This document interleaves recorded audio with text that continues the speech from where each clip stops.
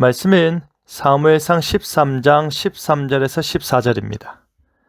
사무엘이 사울에게 이르되 왕이 망령되이 행하였도다. 왕이 왕의 하나님 여호와께서 왕에게 내리신 명령을 지키지 아니하였도다.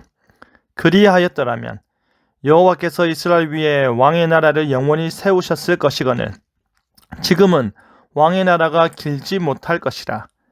여호와께서 왕에게 명령하신 바를 왕이 지키지 아니하였으므로 여호와께서 그의 마음에 맞는 사람을 구하여 여호와께서 그를 그의 백성의 지도자로 삼으셨느니라 하고, 마음에 맞는 사람이 되자라는 제목으로 말씀이 주는 교훈 함께 나누겠습니다.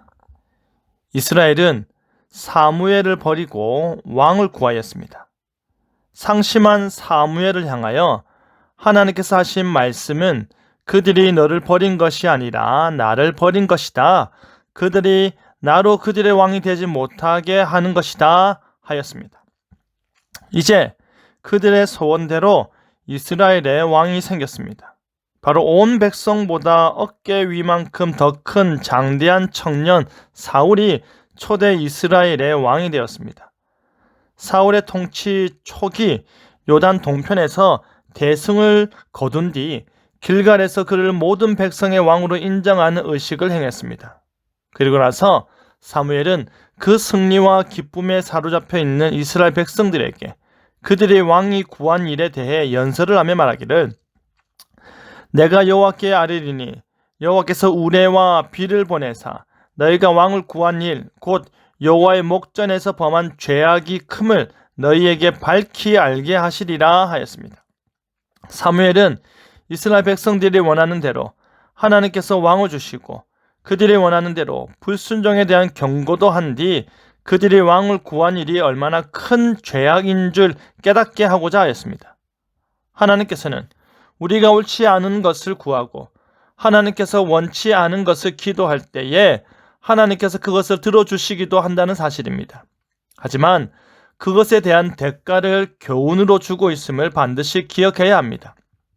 우리 하나님께서는 여호와의 목전에서 범한 우리의 죄악이 얼마나 큰 일인지 밝히 알게 하시기 때문입니다. 이제 사울은 블레셋과의 전쟁을 하게 됩니다. 사울은 해변의 모래와 같은 블레셋 군대와의 전쟁을 앞두고 사무엘을 기다려야 했습니다. 그가 사무엘을 기다려야 했던 이유는 바로 사무엘의 제사장적 역할을 통해 전쟁 전에 하나님께 제사를 드리기 위함입니다.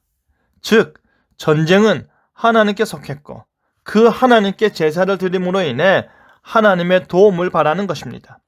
그런데 바다의 모래와 같은 블레셋 군대를 맞이하고 있는 사울은 기다리던 사무엘이 오지 않고 백성들은 자신의 눈앞에서 흩어지기 시작하니 기다림을 참지 못하고 스스로 제사를 드려버렸습니다. 그런데 그가 제사를 마치자마자 사무엘이 길갈에 도착하였는데 사무엘은 사울의 변명에 대답하기를 왕이 망령되이 행하였도다 하였습니다. 왕이 매우 어리석고 매우 사악하여 하나님의 영광과 주권을 침해하는 큰 범죄를 지었나이다 하고 비판한 것입니다. 그가 자신이 지켜야 하는 직무의 선을 넘었기 때문입니다.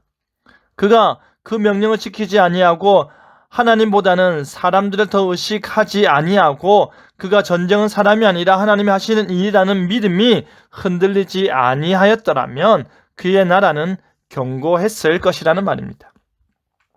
왜 그의 나라가 견고하지 못했냐면 그 이유는 사울은 백성들의 요구에 의해 세워진 왕이지만 결국 하나님이 허락하시고 하나님이 세운 왕이었기 때문입니다.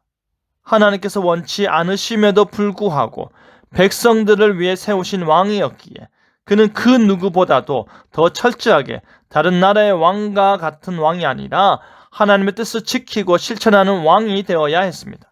그는 하나님의 뜻을 구현하고 하나님의 주권을 실현하는 하나님의 대리자로서 그 역할을 최전방에서 감당해야 했었습니다. 하지만 그럼에도 불구하고 그들의 백성들의 마음에만 들고자 하는 이방 나라의 왕과 같은 존재로 전락해버린 것입니다. 그렇기 때문에 하나님께서는 자신의 나라를 구현하고 자신의 통치를 드러내고 자신의 주권을 드높일 수 있는 자신의 마음에 드는 새 왕을 마음에 두신 것입니다. 사울이 만약 그리하지 않았더라면 그의 나라는 견고했을 것입니다. 사울이 만약 조금만 더 참았더라면 그의 나라는 견고했을 것입니다. 사울이 만약 백성들이 흩어지는 것에 마음이 흔들리지 않았더라면 그의 나라는 길었을 것입니다. 하지만 그러하지 못했기에 그는 하나님 나라 역사의 뒤편으로 물러나게 되었습니다. 우리는 우리에게 맡겨진 사명에 충실하며 하나님의 주권을 드러내는 삶을 살아야 할 것입니다. 우리는 하나님의 나라를 먼저 구하는 삶을 살아야 할 것입니다.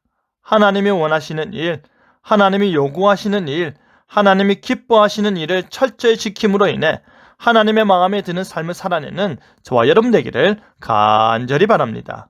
아멘.